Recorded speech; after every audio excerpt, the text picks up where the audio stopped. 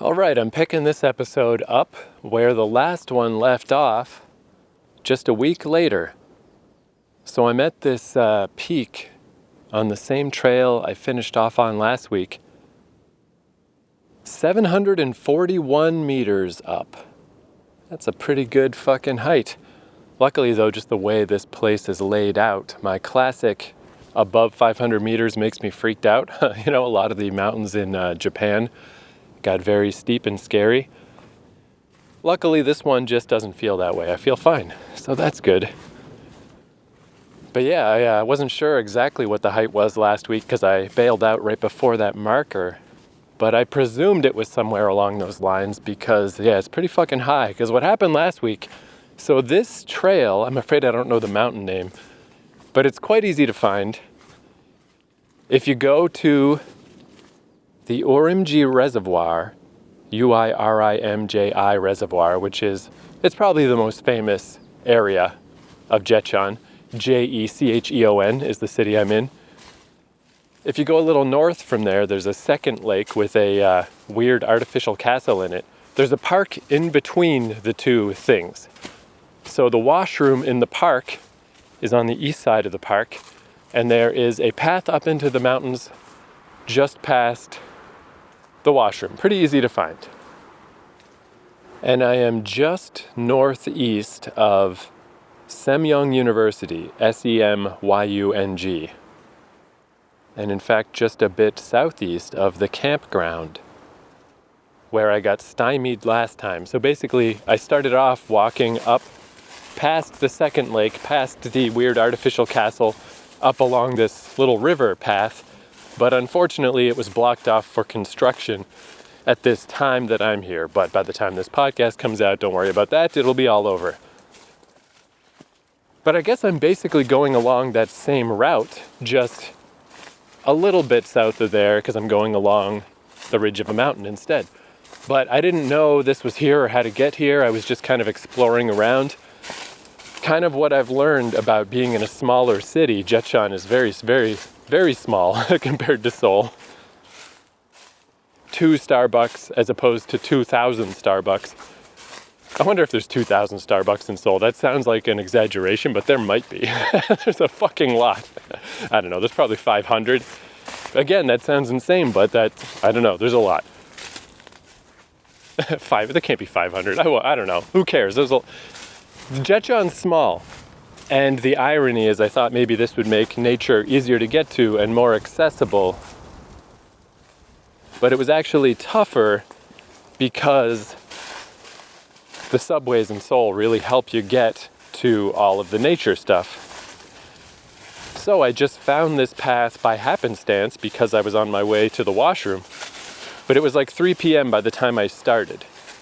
So basically I got to this point, which if you see on the map, the Semyung University, not really that far. But I saw a little ability to bail out, an opportunity to bail out. It was little white ribbons tied to trees with a path going down. So I was like, I better just do that because I don't know what's coming ahead of me. Let's just, it's a path, it's labeled, how bad can it be? Turns out it was kind of bad. I mean, it was the right thing to do because by the time I got down to the ground, it's still quite a long walk back to my Airbnb is by Jecheon Station. It was definitely dark by the time I got to the local McDonald's to reward myself for all my hiking.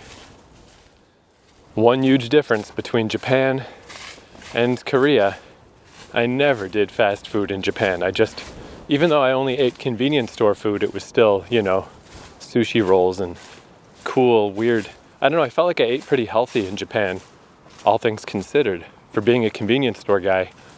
The convenience stores just aren't the same here. I realized the other day I saw a 7-Eleven and I felt it did not incite joy. I kind of felt nothing. The convenience stores just feel kind of perfunctory here. I'm just like, okay, whatever, I guess. So instead, I do go to Burger King and McDonald's quite a bit because you can just use your little card, use the little menu. So easy. Although that's been a bit of an interesting experiment too.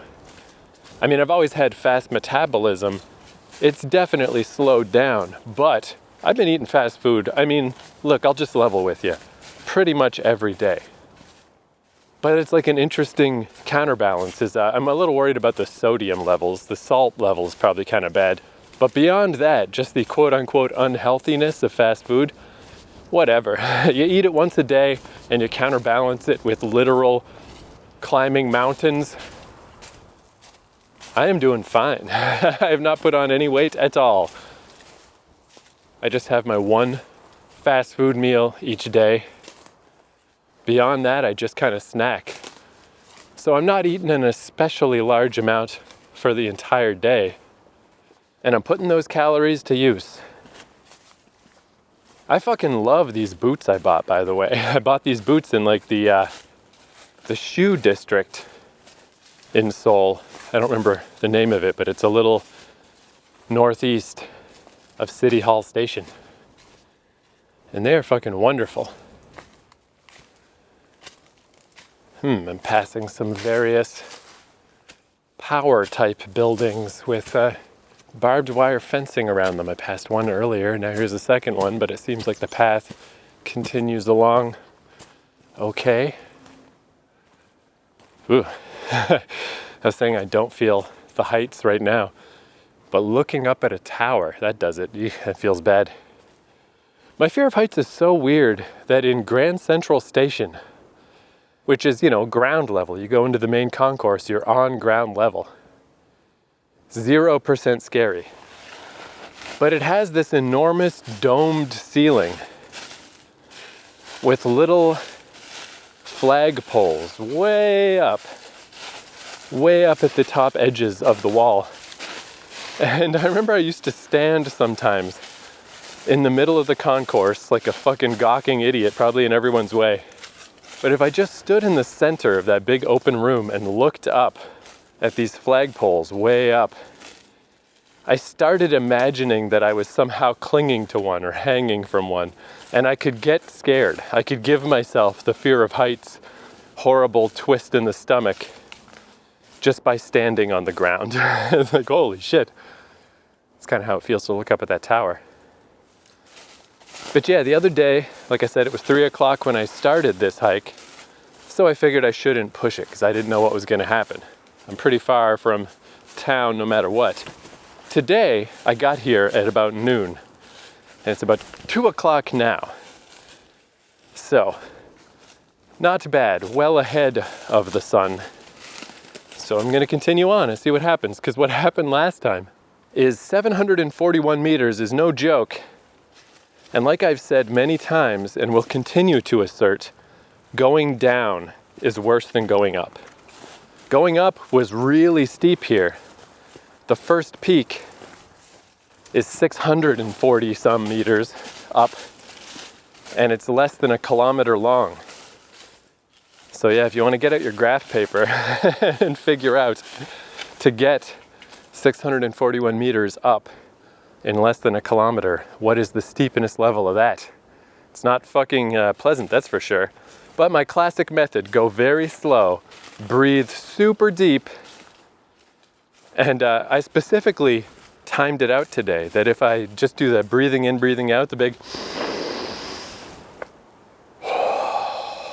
like at that rate, if I walk 2 steps for a breathe in, 1, 2, that's the in, then 1, 2, that's the out. Go at that pace, step, step, step, step. My problem when I was younger is I always tried to go faster than that, and I blew up my lungs. Just go slow and steady and it's no problem.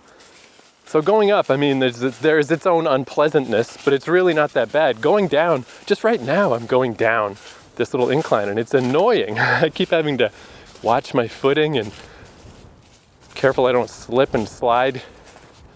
Going down is worse. So yeah, going down the side of this 740 meter fucking mountain on this whack-ass little trail that just had these stupid little white ribbons once in a while. Whew, a little windy up here. Hope it doesn't mess up the recording, but it feels good. It's April now, by the way. Just became April. But yeah, I was following the path down and down and down and down, and just every time I caught a glimpse through the trees of whatever was down below me, it was still just so incredibly far down. And I was still so insanely high up, and all the buildings were still so small. And I was like, Jesus, like this is crazy. I've been doing this for forever, and I'm not even halfway. And then probably 3/4 of the way down, most of it wasn't that bad, but there were some treacherous points where I was definitely using all four limbs, both feet and both hands, grabby, going from tree to tree. Make sure that I just carefully go down. There were a couple of pretty steep points, but then 3/4 of the way down, when it no longer felt high up, it got worse because that's when the trail disappeared. Maybe I just lost it somewhere, but the ribbons just disappeared. The evident path just disappeared, and it all kind of flattened out, and it wasn't very steep anymore, but it wasn't a path anymore. I was really just going down the side of the stupid mountain. And the worst parts were when there was just soil, and the soil just had no firmness, and I just slid down these parts with the soil. And the worst part of that was that soil, like a lot of soil, got in my boots, just slid right in. And it's like, fuck. And it had like a weird smell, not a bad smell, but very distinct. That it's like, I can't just, even though these are my rough and tumble boots that I bought, if they just had dirt on the outside, that'd be fine, especially in Asia where you just don't wear your shoes inside anyway. But once I got dirt inside and it just had that super rich soil smell, it's like, man, I can't just ignore this. Time to actually wash my boots. I had to put all the boot, take out all the insoles, put it all through the wash. And this would have been the perfect time to try. I kept seeing in Japan these cool little washing machines for like $2 that were just for shoes. You just put your shoes in and it washes those. And I never got an opportunity to try them. But here in Jecheon, I can't even find a coin laundromat. I looked all over the place. There's some drop off your clothes, dry cleaner type places, but I couldn't find anywhere to do laundry. Luckily, it turns out my Airbnb, once I dug around a bit, did have a washing machine, but no dryer. I have to just leave my clothes to dry. So, that's part of what today's ramble is going to be about, is that today's my last day in Jecheon, so I had to do my laundry yesterday, because it's not fully dry this morning, not all of it. So it should be fine by tomorrow, but don't want to risk having dirty clothes on the way. Man, here's another big power line tower. Ugh, don't look up. Unpleasant. Nice view though. Today's only a bit hazy. It's very, very hard to mistake Korea for Japan. They're just really not the same feeling. Where I thought maybe they might be, just because of my stereotypical view of Asia, or my lack of a view of Asia, my lack of understanding about anything. They really don't feel the same, but days like this, I almost feel like I'm in Japan. Because I'm going to put the mask back on after this podcast, but it's not too terrible today. Looking out at the city and the mountains in the distance, it actually looks fairly similar to when I was on the mountains of Fukuoka. I was looking into that a bit. I wasn't aware of the air pollution thing at all while I was in Japan because it just never got that bad. And it's just not really an issue in Canada. I looked up just out of curiosity lists of countries by air pollution levels. And Canada, of course, we're a gigantic country with a small population. We're not the top dogs. We're not the cleanest in the world. That's mostly like Finland and areas like that. But we're not bad. We're definitely in the top echelon. So I never knew this was a thing. I never cared.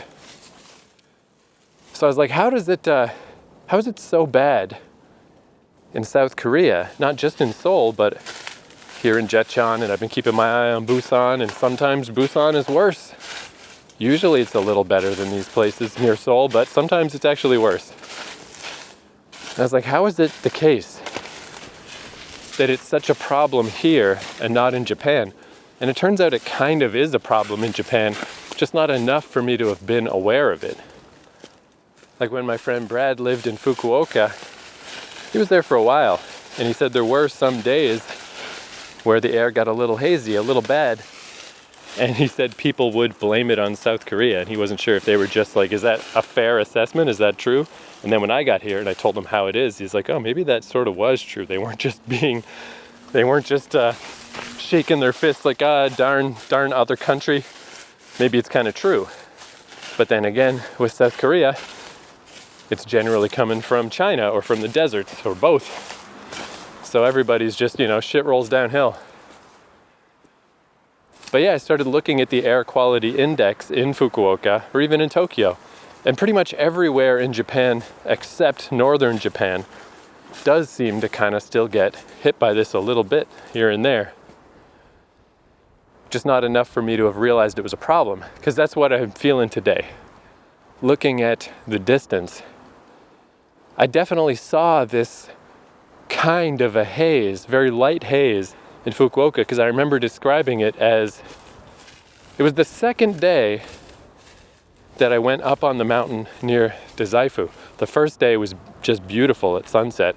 The second day was a little like Photoshop is how I described it. It's like you turn down the contrast on Photoshop and everything gets a little hazy looking. That probably was a bit of a bad air quality day that I just wasn't aware of. Because again, this bowled me over when I came to South Korea. I did not expect it at all. But it got so bad in Seoul that, you could just see it everywhere. It was just smog and it made my lungs hurt. That's like, what the fuck? And the other day, I was very glad to not be in Seoul anymore, because here in Jecheon, it was like, moderate day, where Seoul, I don't know what the fuck happened. It was above 100. It was like red warning. The little cartoon man is like wearing not just a cloth mask anymore. He's wearing like an actual breathing apparatus, and it's like, Jesus Christ. And if you look at the scale, it's like the old GamePro scale. The fun factor, except this is the unfun factor. Beyond that, it gets to like purple, and the guy's wearing like an actual gas mask. It's like, Jesus, I wonder if it ever got that bad. That would be insane. And then beyond that, if it goes past 300, the guy's in like a hazmat suit. It's like, don't go outside. Just terrifying that we even have this scale, that this could be needed at some point. But yeah, to go back to last week still, so I'm going down the mountain, I'm getting soil in my boots, very long, unpleasant, bad call, like a good call in the sense that I didn't know what was coming and I needed to get off the mountain. Bad call in that, man, there should be like a warning up there that, hey, these little markers we left that look like a trail, it's not gonna get you all the way to the bottom. It's like, fuck, that would have been good to know. I must have missed the trail somewhere. It just seemed so weird that it just disappeared and I was just fucking sliding down a mountain again. It was like fucking Ome all over again. Except bigger and worse. But yeah, then I came out at some weird little gulch. Some weird little gulch. Followed that down this little dry stream bed. Climbed up I saw a building, climbed up an embankment, checked my map, and that's when I saw I was at Semyong University. I was like, oh man, I'm glad it was a Sunday that day. Today's a Monday. It's like almost exactly a week later. But I'm glad it was a Sunday and no one was there, because I'm just some random white guy coming out of the fucking woods at the back of the university and then just walking through the university grounds. I don't know, it just must have looked fucking weird. Like, what is that? Why are you coming out from there? What is going on? Man, I noticed too on that day, this has happened to me a couple of times where, I guess just hiking and stuff, being physical is good in general, gets the blood pumping, gets you breathing deeper, gets you exercising. But I noticed, not like this happens a lot, but more than never, where after I get down off a mountain, because there was this case last week here in Jecheon, and specifically I was remembering another day in Fukuoka coming down off Mount Aburayama, which was quite a long trek down. It was the day that I saw two guys going up, even as it was getting dark. Man, I hope this wind is not messing up the podcast. It's really fucking windy up here. But I guess maybe it's just, I don't know, the physicality loosening up my mind or something. I was actually thinking it could even have to do with the actual height. Like maybe I'm getting high enough up on these mountains that the air is getting thinner or something. And then maybe going back down to a more oxygen-rich environment, maybe it like gets you a little high, a little giddy on breathing. I don't know. Because I was thinking about like how people say they get more like emotional on airplanes, watching movies and stuff. Anyway, in both cases, just for whatever reason, after getting down off the mountain and after doing all this strenuous stuff, and after especially coming down off that mountain last week, it was like, again, just so surprisingly hard. Much more physically taxing to get down than it is to get up. Although I did have to go up also, so I was also, paying that off as well in my poor body. But in both cases, I just remember my mind, just drifting around to stuff. And I would think about my poor father who passed away during COVID times, not of COVID, but of cancer. And, of course I think about him all the time. But it's like the exertion, possibly combined with the air stuff. Again, I don't know the science of it. But I would just imagine being in that hospital room. And it was so vivid, and I couldn't stop thinking about it. And another reason why it was nice on Fukuoka that I was just on an empty mountain where I only saw 2 people. And in the case last week that I was at Jecheon University on a weekend when no one was there, because I just started crying and crying and crying and crying. Couldn't stop crying. I felt so bad for my dead dad. So I don't want to dwell on that, but I just thought it was a bit of an interesting phenomenon that happened again. If it happens once, it's just a weird thing. Once it happens twice, it's like, oh yeah, maybe there's something to this. Maybe that's going to happen today. I seem to be pretty distinctly heading down at this point. I thought I might be on the ridge longer than this, but hey, whatever. I'm going wherever the mountain tells me to go. This is much more of a real path than last time. In fact, let me take a little break, not only because this is steeper than I expected, but yeah, this is a lot of wind. Let's wait till I get a little further down.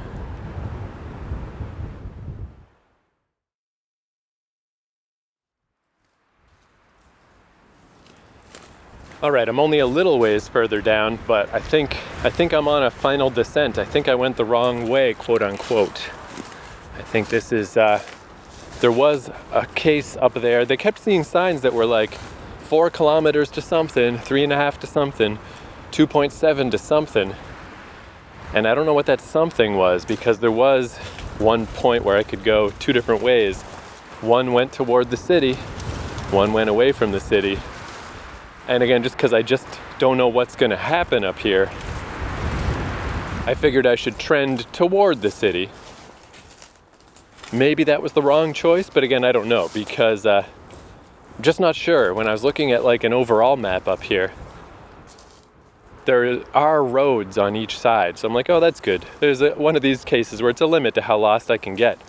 But if I did get all the way to the highway on the far end, I mean, that's not great. That's civilization, but that's a very long walk. Slowly along an unpleasant highway all the way back to Jecheon. I don't know that that's really what I would want to do today. It was kind of my worst case scenario, but it's also clearly where the proper trail continues to go along the mountain. In this case, actually, I think I'm going to come out similar to where I did the other day. I'm probably still going to be maybe more sort of at the bottom of Jecheon University, just at the start of, there's kind of a lot of farmland in between the downtown and the reservoir. I'm probably just going to end up there at the beginning of the farmland, but that's fine, whatever. This would be one of those cases where if I came up here a third time, get a little further each time. First time, just discover this is actually here. Second time, go a bit further. Third time, go a bit further. I just don't know if there is going to be a third time. This is my last day here. I'm leaving tomorrow, and I just, I really don't know. I don't know if I'll be back here. Maybe not. I just don't know. I know I'll be back to South Korea.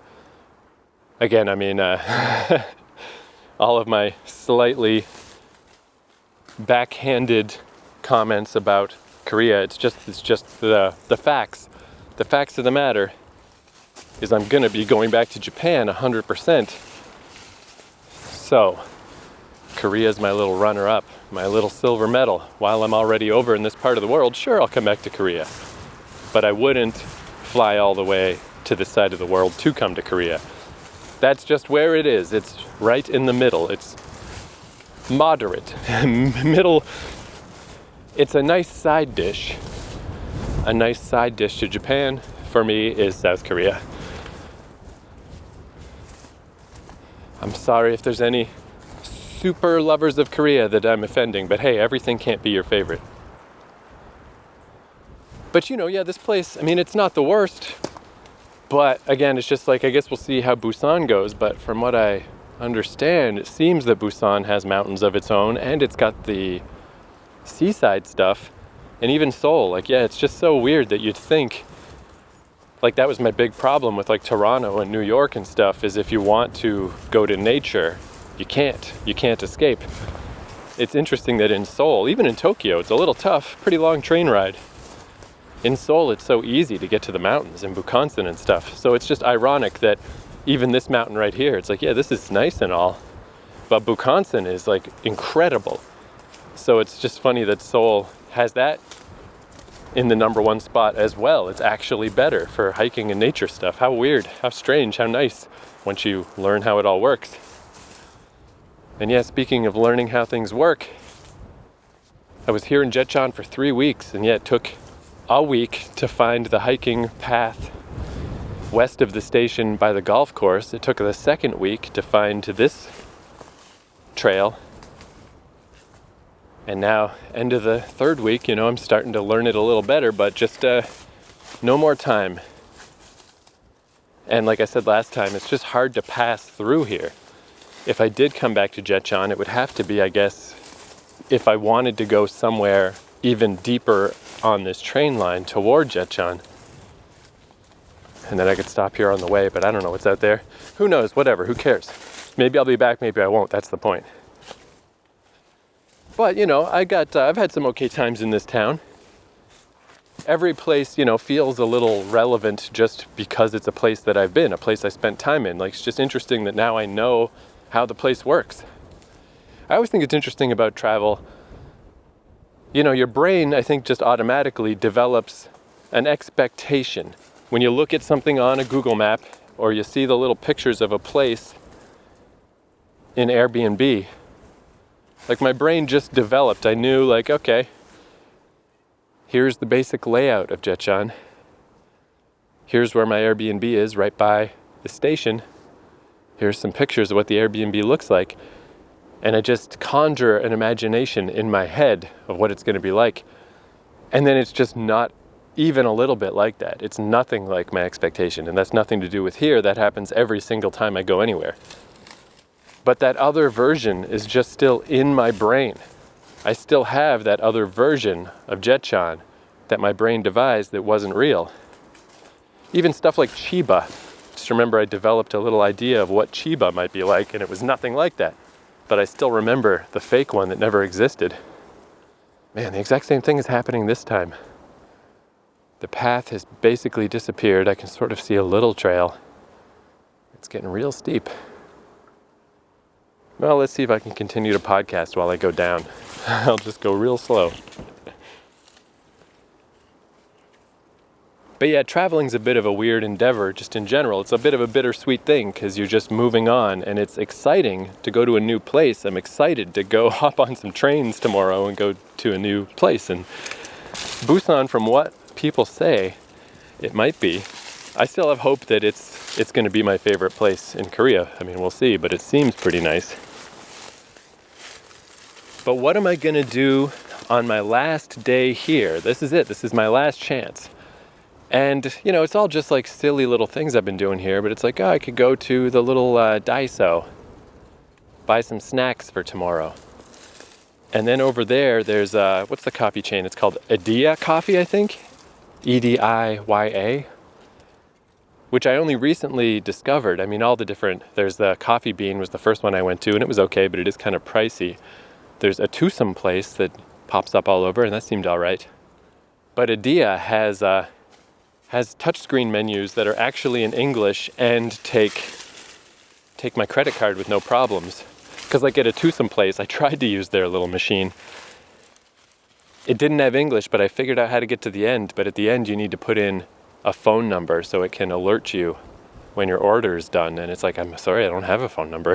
There's no other option. Adia has English, and it just gives you a number like McDonald's does. So I was like, wow, this is amazing. It actually opens up the entire menu to me. I can actually get anything. Like, wow. But I only recently figured that out, so I only went there once. Darn, I hope I don't get soil in my shoes again, because I'm leaving tomorrow. I don't want to have to try to wash these tonight. Fuck. Alright. Yeah, that's not too bad. I can at least brush them down if it's on the outside. Just don't want to get dirt inside. This fucking same thing that happened last time. Just when I'm having good thoughts and good feelings about Jecheon. This is so annoying. Why did this happen again?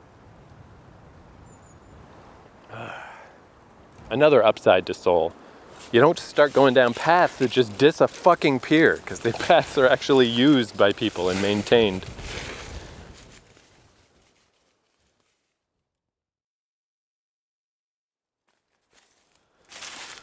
Alright, I just took a little break till I got down to flatter ground. So I just had to really be careful not to get fucking dirt in my boots. I think I managed though. I mean, the boots are filthy, but that's fine. I was thinking I might, because every time I go to a new place, generally Airbnbs these days give you a toothbrush. And even if not, it's a good good time to buy a new toothbrush. Maybe I'll take my old toothbrush before I toss it and just give these boots a little scrub. But anyway, I'm more or less down on the ground now. I didn't actually make it much farther along than last time. Now I'm just a little further down past Jecheon University, so whatever. Again, I don't know. I don't know what would have happened if I kept going. I don't know how much of an epic journey. I could have been in for many, many more hours. So this might not be the wrong thing to do. But I'm a little disappointed because I meant to go further along the mountain. Yeah, this mountain is just fucking frustrating, dude. Everything in Seoul, it just wins out, even on the nature stuff. It's just such an interesting, weird thing for a big city. Everything was so well labeled in Seoul. It was like, it almost bordered on comical, but I wasn't laughing because it's great. I loved it. It's amazing how you just could not get lost. Everything was so well signposted and so well maintained and so well developed and designed. And obviously they have a way bigger population and stuff. But this fucking mountain trail in Jecheon is like, oh, you want to go on the trail? Get fucked, idiot. Get fucked. Prepare to fail again and again and again and again. And then you can, I mean, to be fair, it took me some tries, I suppose, to figure out what was going on in Seoul as well. But I never just got unceremoniously dumped into the middle of nowhere. And now where the fuck am I? I don't know. At least last time I just came out right on university grounds. Now, maybe this is farm shit? I don't know. I don't fucking know. Annoying. I thought I would be doing this fucking podcast as I walked along the mountains. La la la la la. But no, it's over. It's done. I'm not going back up. That was it. Thanks a lot, you shit bag fucking piece of trash mountain. Anyway, the way I've gone from like, yay, mountain, to just pissed like that is just largely because I'm really exhausted. I'm really tired. So that kind of ties into trying to figure out what I was going to do my last day here in Jecheon. How do I sign off? How do I say my fare thee wells to this place that I'm, at least neutral on? I don't hate it, but I don't love it enough that I know I'll come back. So yeah, I was saying just Daiso and coffee shop, there's that. And beyond that, there's the more relevant coffee shop is the unmanned coffee shop that I came to quite love. It's a nice little coffee shop with like 3 tables, 16 seats. Sometimes there's people there, sometimes it's just empty. And you can just buy a coffee out of the little machine.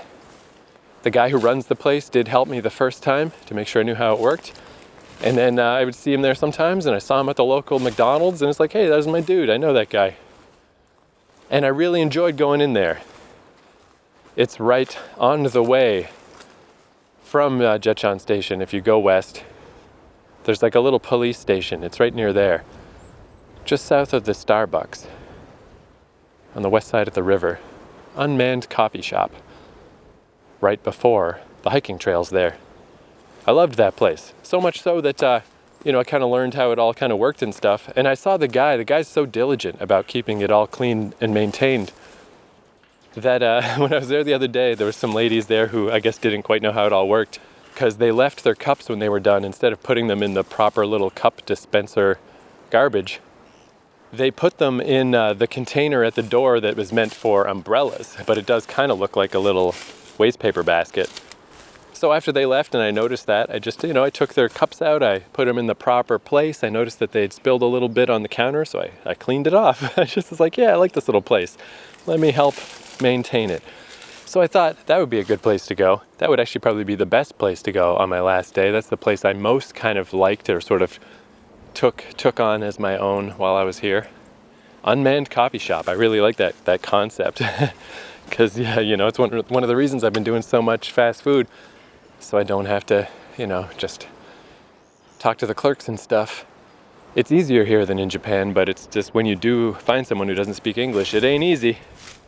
Like I just realized the other day that even just ordering a large latte, the word large wasn't getting through. They would always ask me separately about the size, and I figured it out. It's because they say largie. Much like in Japan, they say keiki instead of cake. Which, again, that's on us. Why do we spell our words that way if we're not going to pronounce the letters? I don't know. It should be largie. It should be keiki. But yeah, large and largie, again, one of those things. It's a small difference, but it's a different word. But I only just clued into that the other day. Anyway, it sure is nice to just to use a machine and just be like, whatever, don't have to talk to anybody. Talk to the robot. But I didn't want to do either of those coffee shop-based plans just because I don't want to get caffeine in my system. Because I got to get up real early tomorrow, because I got to go back to Seoul and then on to Busan. I got to get up at like 7:30 in the morning tomorrow. And I just need to give myself every opportunity to hopefully fall asleep, which is part of, I guess, what I'm doing today, trying to wear myself out a little. But it's not, I don't fancy my chances. And I'm almost back to civilization, but now there's just like a little gully I gotta get over. I'm not quite sure how to do this. But yeah, I guess, again, I'm always sort of a bad sleeper in general, but I think this mainly goes back to that place in Seoul where I couldn't control the temperature. I stayed at the same soft house for the whole time, month and a half or whatever I was in Seoul. But the first room I was in had a window you could open, and that was wonderful. Even if you just open the one pane, so the other pane is still closed to protect you from the outside air, but it let the temperature go down. The second room had no windows, and it just got so insanely hot because I was not in control of the thermostat, and I just couldn't sleep. I was routinely up until 3 in the morning, 5 in the morning, whatever. It's brutal. So that carried on to here, even though I haven't had sleep troubles in that way here. Everything's been very nice and quiet. But that was just the routine that my body was used to, and I always trend that way anyway. It's easier for me to stay up than it is for me to wake up early. So it just kept slipping, or it stayed around that point where I was always staying up way too late and then just waking up. Like in Japan, I would wake up at like 9 a.m. almost every day. Just kind of couldn't help it, just did. And then that slipped when I got to Korea until it was more like, getting to noon with the heat problems in that place. Luckily, the days are getting longer at the same time, so it all kind of worked out similarly. But yeah, now in Jecheon, even though theoretically I should be able to sleep better, still just been trending that way. Later and later and later, where for the last week I've been waking up at like 1:30 in the afternoon. It's like, fuck, how am I gonna get up at 7:30. Well, this is difficult. This really is like a little stream, but there is actually no way across. Unless I literally climb up a rock wall. I mean, there's a branch leaning across it. There's no way I'm walking on that thing. That thing will break for sure. All right, here's a point over here where there seems the easiest to get up. Let's see.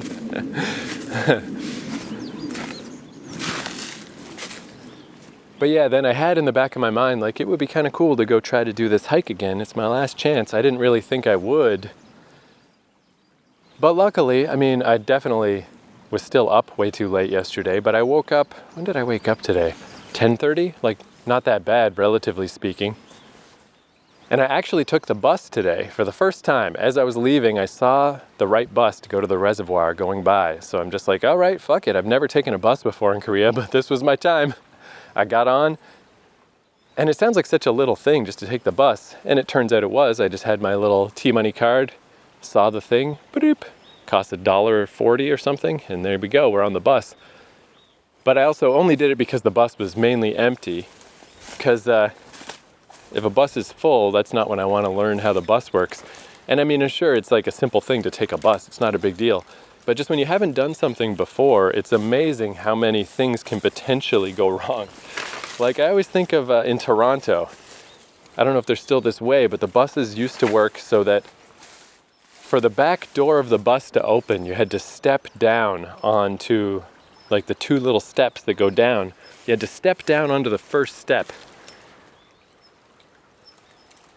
I'm just carefully moving these prickly bushes, and now I'm going down the first rock wall into this tiny little river, little ravine. But yeah, it was a weird thing. I've never seen that in other buses. And if you didn't know that there was a pressure pad, because it's a little non-intuitive, it's not quite natural to start to step down before the doors are opened. If you're a new person, you'd expect the doors to open, then you step down. So people that were new to the system, the door wouldn't open, and they would call to the bus driver, like, back door, please. And then everybody on the bus would just start like chanting, step down. Because they had to take a step down onto the step to hit the pressure pad. Step down, you need to step down. And I'm not quite sure what would be a better way to describe that. But step down doesn't do the trick, you know? What does that mean? All right, I gotta clamber up the other side here. I gotta put away this recorder for a sec.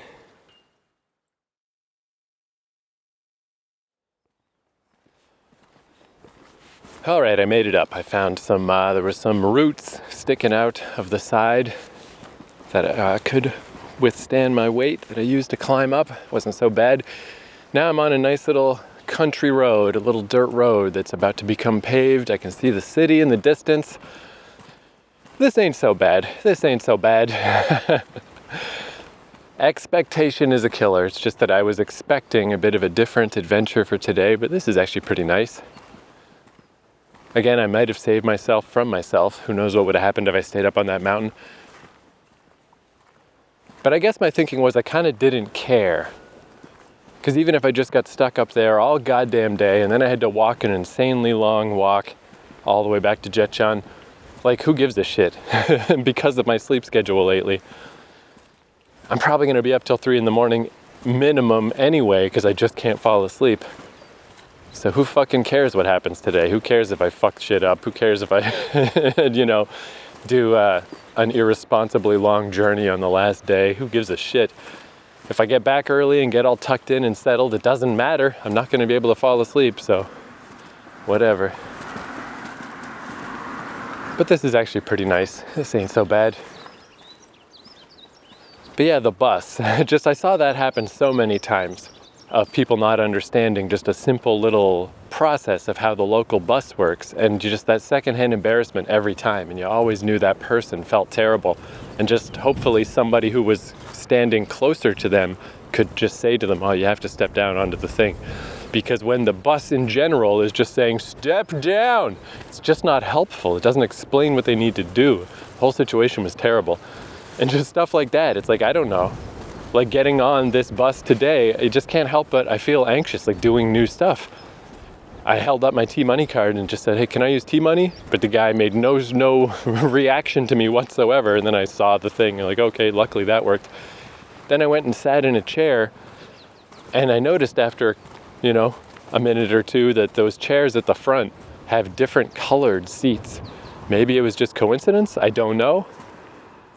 But maybe that means these are not the seats for you. Maybe this means these are the priority seats for old people and stuff, which of course, no matter what, I always give up my seat to people. I don't even like to sit down. If things have been slowly healing a bit, like I can take these train rides without, I mentioned way back at the start of this podcast that I was concerned a little about taking long flights and stuff because sitting for long periods causes me pain due to a cyst in my abdomen. That's still the case, but now it's not as bad. It sort of catches me off guard. I forget about it a little bit unless I'm sitting in the wrong position for too long, and then I feel the stinging pain, and I'm like, oh yeah, that's still a thing. But it's healing up very slowly, just enough that I can sort of forget about it a little bit once in a while, so it's not so bad. But then I was observing other people and they were just sitting in those seats. I think it's fine. Again, just, common politeness would be to give it up if the bus got busy, which it didn't. But I was like, I don't know, I could be doing something horribly wrong and I just have no idea. And then how do you get off the bus? Man, the signs on the back door, big hand, stop, all this stuff. I'm like, what is all this? Does this door not even fucking open? Why are there so many don't signs on this door? I could have tried to pull out my phone, but I'm in public, it's a weird time to start trying to translate stuff. So I just had to wait till someone else got off the bus and watch, and like, no, the back door just opens. Maybe it's like, don't try to open it yourself, let it open automatically. But it's surprising how much fucking shit you gotta know to take the bus sometimes. Which is one of the reasons why I just haven't bothered. It's not that bad to walk. But today, it all timed out okay. I did finally take the bus and it did get me to the reservoir extra early.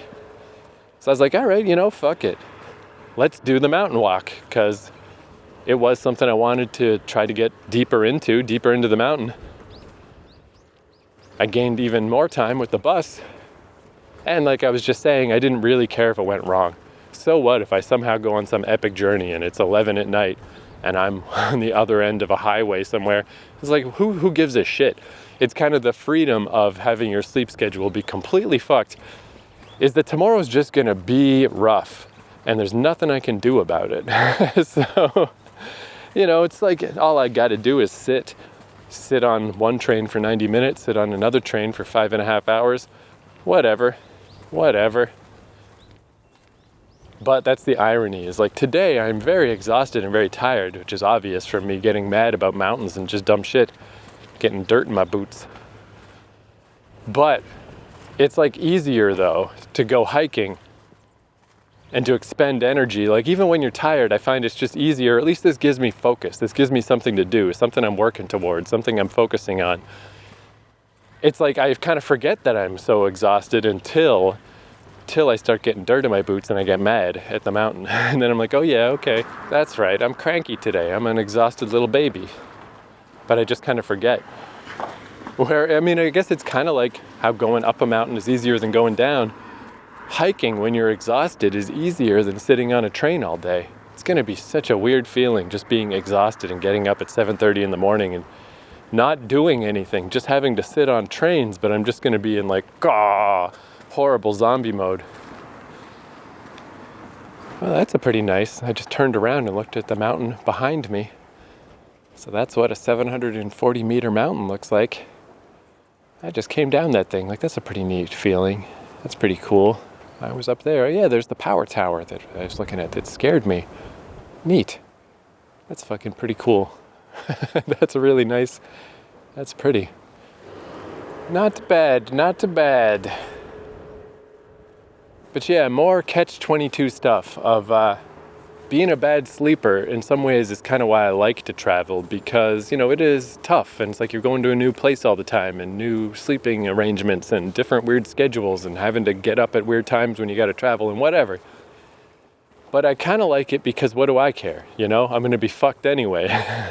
But I remember my dad saying this is one of the big reasons he did not like to travel, is because he could only sleep in his own bed. And obviously I get this from him. I mean, my mom's not a great sleeper either. She's always up until the early hours of the morning watching fucking TV shows and shit, and then she still gets up at the crack of dawn. And she's a pretty prickly pear in general. I get along with her pretty well, but I think it's safe to say a lot of people would consider her to have a short fuse, and I think a lot of that is because she just doesn't sleep that much. So between the two things, I think I get it from both sides. So at least my dad said he could sleep when he was at home. I've been upgraded. I can't sleep at home and I can't sleep other places. So what do I give a fuck? The whole time during COVID, holy God, just staying at home, just staying in my little apartment, quiet as anything. Had a great big bed even, big perfect mattress. Didn't fucking matter, could never sleep. So yeah, my view of it is if I'm gonna be miserable anyway, fuck it, what do I care?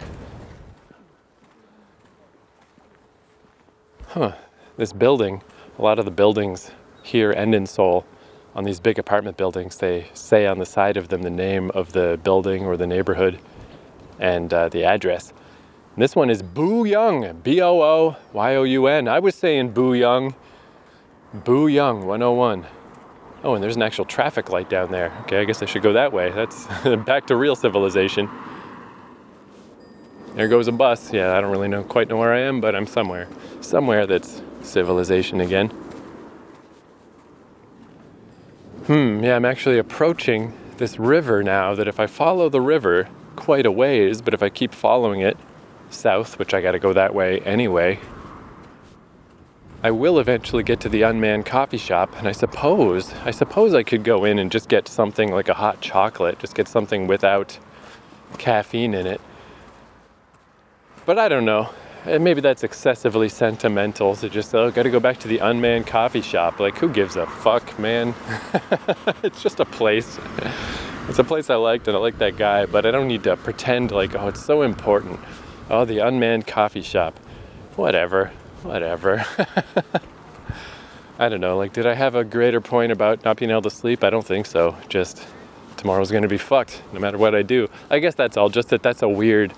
It's just a weird thing being a bad sleeper. It's like, I know this is coming. I know this day is coming. I know what time I'm going to need to get up. But it's just up to the sleep gods. It doesn't matter what I try to do to go to sleep early. It's not going to work. I'm just going to lay there and be fucking miserable and go insane. If anything, I guess I'm just lucky that I fell asleep at 3 a.m. yesterday and not at 5 a.m. I'm lucky that I woke up today at 10:30 and not at 1:30. Just hopefully the trend will continue tomorrow. I mean, well, no matter what, I'm getting up at 7:30. Maybe I can go to bed earlier, but I just, of course I can't. I don't know. It's just going to be rough tomorrow. It's just going to be a weird day. Anyway, I recognize this. This is where I walked last time. So yeah, there is a long, boring road to take me over to the other long, boring road, more or less back to civilization. I don't know, maybe this was a slightly entertaining podcast, but I really don't want these things to trend too hard toward the negative. It's just not that fun to listen to. Yeah, not every day is perfect when you're traveling. But this was still far from bad, and it's a goal if I ever do. It's not one of these things like missing the waterfall at Congo Falls where I'm like, now I have to go back. This is definitely not now I have to come back to Jecheon. This is just if I do. If I do ever come back here, I got a plan. I got a thing I can do. Put a pin in it, But I'm also near traffic now, so let's fucking wrap this bad boy up. Because, yeah, if my expectation was, a nice mountain podcast, and then it became a, whoops, it's a going down the mountain podcast, and then it became a, whoops, it's just in a country lane podcast. Whatever. That's still failing forward. Once it's I'm by the highway podcast. No, we don't need that shit. So next episode, I will be in Busan. Cross your fingers for me. I got high hopes, man. Again, like I was just saying, expectations a killer, but everybody talks about Busan. It's so famous. It's by the seaside. It's got a big subway. Presumably it's got mountains. I think it's going to have all the stuff that I want out of a visit to South Korea. It seems like it's going to be pretty good. Oh, there's Booyoung 108 saying, fucking bidding us adieu. See you later, Booyoung. This is probably my last time I will ever see you. Goodbye, Jecheon, the healing city. Good effort, good hustle. We had some all right times here. Shout out to my boy, the Unman Cafe. Boombakla. Bra bra. See you next time.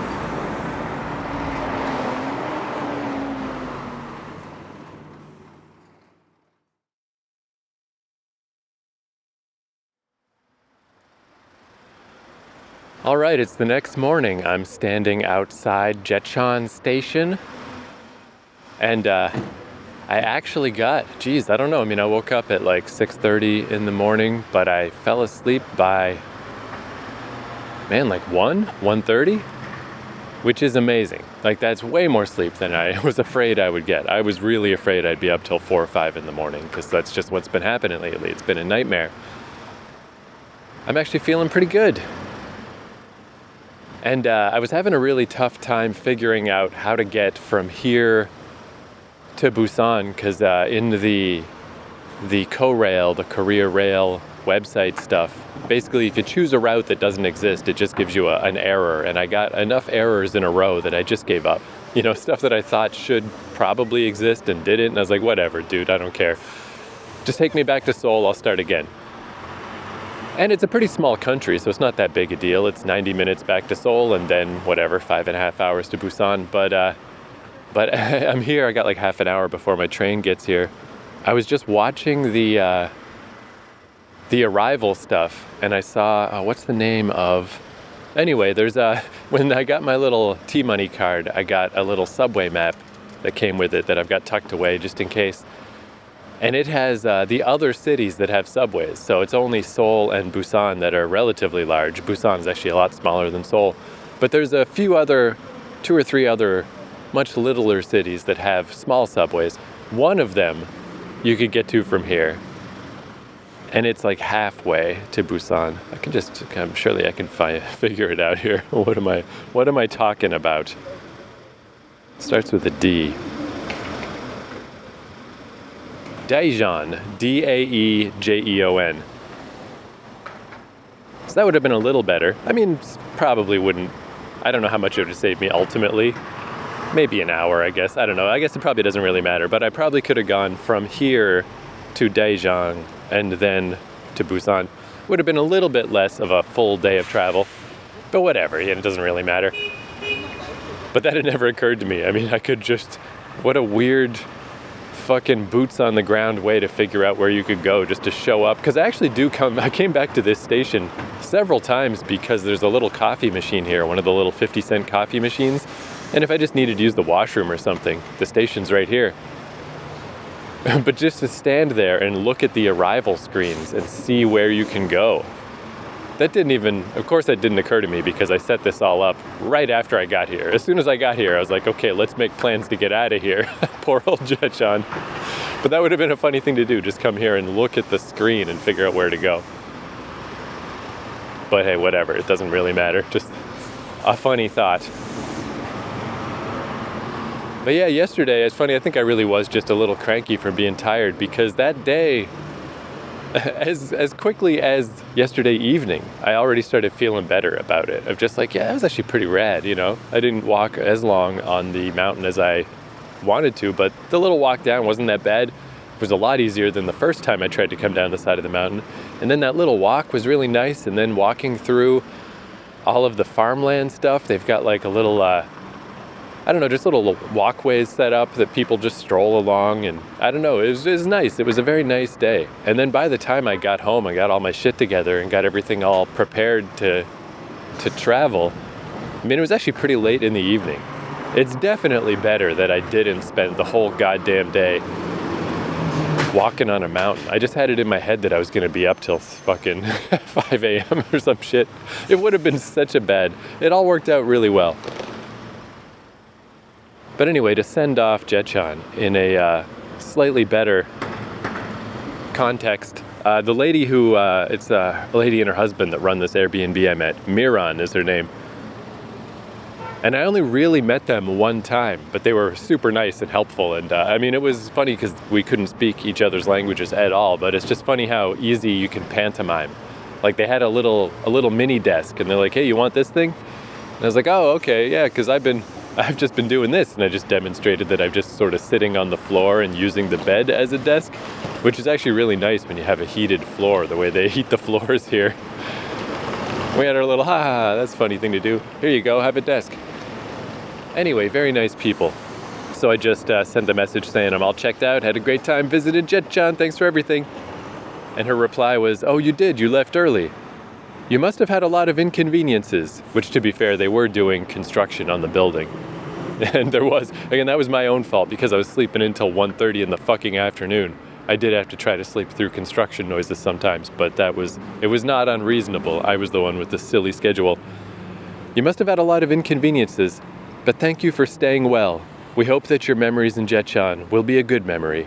Fill your next trip with fun too. I was like, that's nice. What a nice little message. So I just thought I'd tack this on at the end. That, especially I guess now that I've sort of realized I can pass through here maybe. Literally just figured that out just now. Like maybe I will come back to Jecheon in, a couple of years, whenever I next go to Japan, and then I inevitably funnel my way over to Korea. If nothing else, I can go walk on that fucking mountain, even if I only just come here for a few days or a week or something.